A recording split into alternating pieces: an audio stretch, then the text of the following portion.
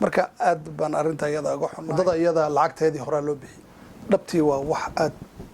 looga naxo in 60 sano kadib markii aan xorriyadda qaadanay aan ka hadlayno wada go'an iyo dhul baaxadiisa intuu la eegay aad garan karayso oo gobolka saddexaad ee wadanka ugu weyn ah oo aan lahayn xitaa wada isku xirto oo laami ah oo hadduu roob da'ay dadku isu mari karayaan ama bagaashka iyo mataqaanaa ee cunnada dadka loogu geyn karaya qofkii xanuunsan isbitaal lagu keeni karaya ciidii haysa dalag ama mataqaanaa wax soo saar ay wixii ay soo saartay ku keeni karayso ama mataqaanaa suuqyada 60 sano ka bacdi markii aan xorriyadda qaadanay wali ummadda gobolka waqooyi bari waxay ka hadlaysaa deegaan ka go'ay iyo dhul la mari laayahay oo fatahaday iyo roobab aafeeyeen 5 bilood ka hor waad ogeyd roobabkii iyo daadadkii dhacay wadooyinka hadda aan ka hadlayna inay go'een markaas iyada way go'een carraa la tuuray dhoobaa la saaray basaskii iyo baabuurta la yiri soo mara sideedii baa loo daayay cid ka daba tagtay oo tiri war in la hagaajiyo weeyaan iyadoo la og yahay in roob iyo daadad kale ay soo socdaan waxay ku tusinaysaa inaan wali senta kaga naalno wadanka Kenya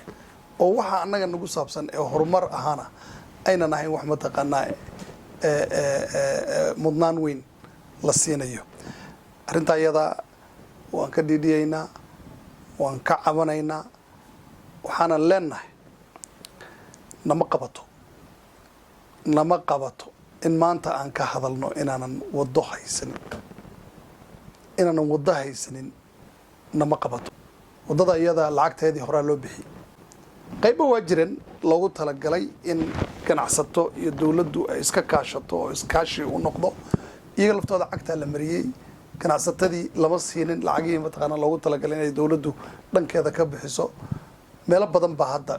hakad ku yimid ugu yaraan 2 meel oo ay ka mid tahay deegaankayga tan marayso intiisa badan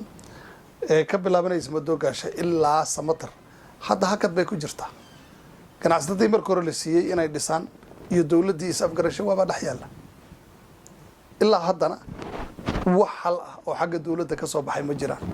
marka wadada aad ka dhisaysa ama aad ka dhisi rabto Qotulo iyo Ceelwaaq iyo mataqaanaa wajeer cirifkeeda kale iyo ilaa Mandera haddii habasweyne ay go'do ma Nairobi iyo deegaankaas ku xirnaani ma Gaarisa iyo wajeer baas ku xirnaani xitaa intaas iyada lagama fikirayo marka aad baan arinta iyada uga xunnahay waxaan leenahay haddii